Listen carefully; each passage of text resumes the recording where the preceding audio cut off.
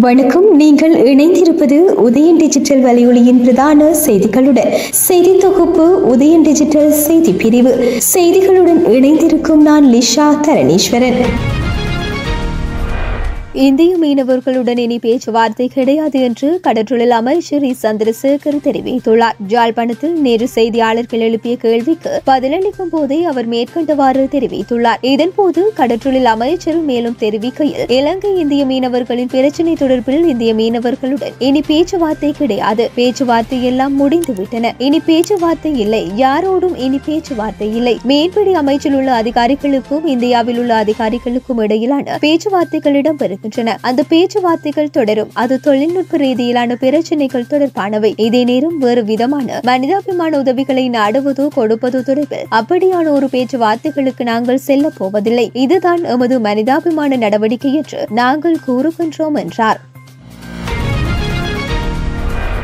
தேசிய புலனாய்வு பிரிவிற்கு அலுவலகம் அமைப்பதற்காக வவுனியா நகர பகுதியில் காணி கோரப்பட்ட நிலையில் அது நிராகரிக்கப்பட்டுள்ளது. வவுனியா பிரதேச ஒருங்கிணைப்பு குழு கூட்டம் ஒருங்கிணைப்பு குழுவின் தலைவரும் பிரதி அமைச்சருமான உபாலி சமரசிங்க தலைமையில் நேற்றைய தினம் இடம்பெற்றது. காணியற்ற அரசு திணைக்களங்கள், தேசிய புலனாய்வு அலுவலகம் மற்றும் பொது அமைப்புகள் ஆகியன தமக்கு நகர பகுதியில் காணி ஒதுக்கி தருமாறு வவுனியா பிரதேச செயலகத்திடம் கடந்த காலங்களில் கோரிக்கை விடுத்திருந்தது. அதற்கு அமைய குறித்த அமைப்புகளுக்கு வவுனியா பூங்கா வீதியில் அமைந்துள்ள பகுதி மற்றும் திருநாவற்குளம், பாரவூர்த்தி தரிப்பிடம் ஆகியவற்றை பிரித்து வழங்குவது தொடர்பாக கடந்த மாதம் இடம்பெற்ற மாவட்ட ஒருங்கிணைப்பு குழு கூட்டத்தில் அனுமதி கோரப்பட்டிருந்தது. எனினும் குறித்த காணி விடயத்தில் தேசிய புலனாய்வு அலுவலகத்தின் காணி கோரிக்கை நிராகரிக்கப்பட்டுள்ளதாக நேற்றைய தினம் பிரதேச ஒருங்கிணைப்பு குழு கூட்டத்தில் தெரிவிக்கப்பட்டது. பருத்தித்துறை முனை கடற்றொழிலாளர்கள் கூட்டுறவு சங்கத்திற்கு உட்பட்டு மீனவர்கள் நேற்றைய தினம் ஜாழ் மாவட்ட செயலர், ஆளுநர் மற்றும் கடற்றொழில் அமைச்சரையும் சந்தித்து மகஜர்களை கையளித்து தாம் எதிர்நோக்கும் பிரச்சினை தொடர்பில் கலந்துரையாடியுள்ளனர். பருத்தித்துறை முனை கடற்றொழிலாளர்களின் மீன்பிடி வாடிகளை அகற்றுமாறும், தவறும் பட்சத்தில் 2 வாரங்களின் பின் சட்ட நடவடிக்கை எடுக்கப்படும் எனவும் கரையோரம் பேண் திணைக்களம் அறிவித்துள்ளது. இலங்கை பூராகவும் கடற்கரை ஓரங்களில் மீனவர்களின் மீன்பிடி வாடிகள் அமைக்கப்பட்டுள்ளது. இதன் மூலமே மீனவர்கள் தமது வாழ்வாதாரத்தை முன்னெடுத்து வருகின்றனர். இது இவ்வாறு இருக்க பருத்தித்துறை முனை கடற்றொழிலாளர்களின் கரையோர வாடிகளை மாத்திரம் அகற்றுமாறு கரையோர பெண் திணைக்களம் அறிவுறுத்தியுள்ளது. ஏன்? இதனால் நமது வாழ்வாதாரம் முற்றிலும் பாதிப்படையும் என மீனவர்கள் அமைச்சரிடம் மாவட்ட அரசு அதிபரிடமும் முறையிட்டுள்ளனர். இதனை உடன் நிறுத்துமாறு அமைச்சர் சந்திரசேகரன் குறித்த திணைக்கள அதிகாரிக்கு தெரியப்படுத்தியுள்ளதுடன் அடுத்து வரும் அமைச்சரவை கூட்டத்தின் போது இதற்கான தீர்மானம் எடுக்கப்படும் எனவும் தெரிவித்தார். பண்டிகை காலத்தில் கொழும்பு நகர பகுதியில் குப்பைகள் அகற்றப்படுவது அதிகரித்துள்ளதாக கொழும்பு மாநகர சபை தெரிவித்துள்ளது. நாளாந்தம் 450 தொன்களாக காணப்பட்ட குப்பைகள் இம்மாத இறுதிக்குள் 500 தொன்களாக அதிகரிக்கும் என எதிர்பார்க்கப்படுவதாக அதன் மாநகர ஆணையாளர் பாலித நாணயக்காரர் தெரிவித்தார். மேலும் கருத்து தெரிவித்து பாலித நாணயக்காரர், பண்டிகை காலம் என்பதால் தமது சராசரி குப்பை உற்பத்தி ஓரளவுக்கு அதிகரித்துள்ளது. பொதுவாக நகரில் தினசரி குப்பை உற்பத்தி 420 முதல் 450 தொன் வரை காணப்படுகிறது. ஆனால் டிசம்பர் 31ஆம் தேதிக்குள் கொழும்பிற்கு வரும் அதிக எண்ணிக்கையிலான மக்களால் இது சுமார் 500 தொன்களாக அதிகரிக்கலாம் என நாங்கள் கணிக்கின்றோம். இதேவேளை அதிகளவிலான உணவுப் பொருட்கள் தூக்கி எறியப்படுவதால் அழுகும் குப்பைகளின் அளவு அதிகரித்துள்ளதாக மத்திய சுற்றாடல் அதிகார சபையின் பணிப்பாளர் கலாநிதி அஜித் குணவர்தன தெரிவித்துள்ளார்.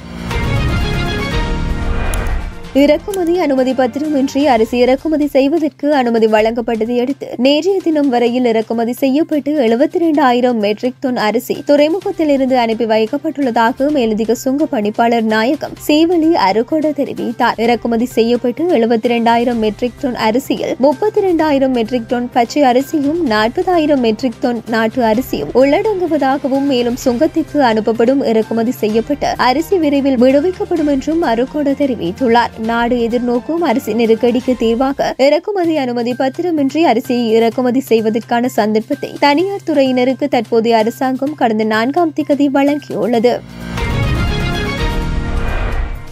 உள்ளூராட்சி சபைகளுக்கான தேர்தலை எதிர்வரும் ஏப்ரல் 5ஆம் தேதி நடத்துவது தொடர்பில் அரசு அவதானம் செலுத்தியுள்ளது. குறித்த தேர்தலுக்காக ஏற்கனவே பெறப்பட்ட வேட்பு மனுக்களை ரத்து செய்துவிட்டு புதிதாக வேட்பு மனுக்களை கோருவதற்கான சட்ட திருத்தம் எதிர்வரும் ஜனவரி மாதம் நாடாளுமன்றத்தில் நிறைவேற்றப்பட உள்ளது. இந்த நிலையில் உள்ளூராட்சி சபை தேர்தலை மார்ச் மாதம் நடத்துவதற்கு உத்தேசிக்கப்பட்டிருந்தாலும் அந்த காலப்பகுதியில் சாதாரண தர பரீட்சை நடைபெறுவதால் ஏப்ரல் மாதமே பொருத்தமான காலப்பகுதி என்று கருதப்படுகின்றது. இதன் அடிப்படையிலேயே தமிழ், சிங்கள, புத்தாண்டுக்கு முன்னர் தேர்தலை நடத்துவதற்கான பூர்வாங்க ஏற்பாடுகள் இடம்பெற்று வருகின்றன. நாடாளுமன்றத்தில் சட்ட திருத்தம் நிறைவேற்றப்பட்ட பின்னர் தேர்தலுக்கான அறிவிப்பை தேர்தல்கள் ஆணைக்குழு வெளியிடவுள்ளது.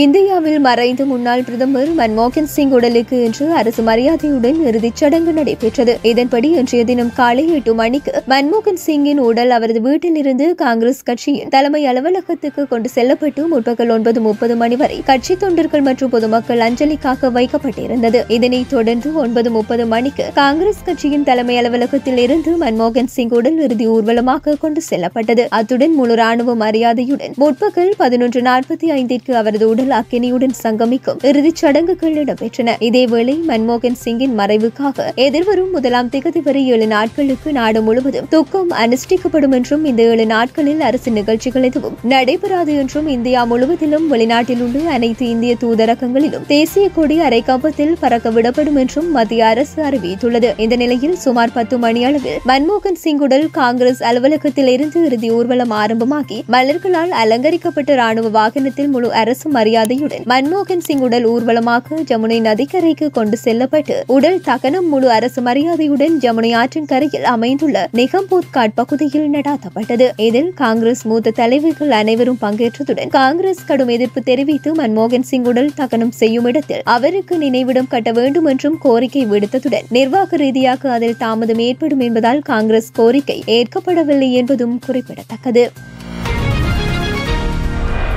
தென்கொரிய இடைக்கால ஜனாதிபதி ஹான் டக் சூ பதவி நீக்கம் செய்யப்பட்டுள்ள நிலையில் அந்த பதவிக்கு நிதி அமைச்சர் சோய் சாங் மோக் தற்காலிகமாக நியமிக்கப்பட்டுள்ளார். தென்கொரிய நாடாளுமன்றத்தில் எதிர்க்கட்சிகளின் ஆதிக்கத்தால் இடைக்கால ஜனாதிபதியாக நியமிக்கப்பட்டு ஹான் டக் சூ பதவி நீக்கம் செய்யப்பட்டார். தென்கொரிய ஜனநாயக நாடாக மாறிய பின்னர் பதில் ஜனாதிபதி ஒருவர் பதவி நீக்கம் செய்யப்படுவது இதுவே முதன்முறையாகும். முன்னாள் தென்கொரிய ஜனாதிபதி யூன் சுக் யோலை போன்றே ஹானின் பதவி நீக்கம் அரசியலமைப்பு நீதிமன்றத்தால் உறுதிப்படுத்தப்பட வேண்டும், குற்றச்சாட்டு உறுதி செய்யப்பட வேண்டுமா என்பது குறித்து முன்னாள் தென்கொரிய ஜனாதிபதி யூன் சுக் யோலை போன்றே ஹானின் பதவி நீக்கம் அரசியலமைப்பு நீதிமன்றத்தால் உறுதிப்படுத்தப்பட வேண்டும், குற்றச்சாட்டு உறுதி செய்யப்பட வேண்டுமா என்பது குறித்து தீர்ப்பளிக்க 180 நாட்கள் உள்ளது. இந்த நிலையில் தேசிய சட்டமன்றத்தின் முடிவை மதிக்கின்றேன் என்றும் அரசியலமைப்பு நீதிமன்றத்தின் முடிவுக்காக காத்திருப்பேன் என்றும் தெரிவித்துள்ளார். மேலும் சர்ச்சையை ஏற்படுத்தாது தனது பணியை இடைநிறுத்துவதாகவும் அவர் மேலும் தெரிவித்துள்ளார்.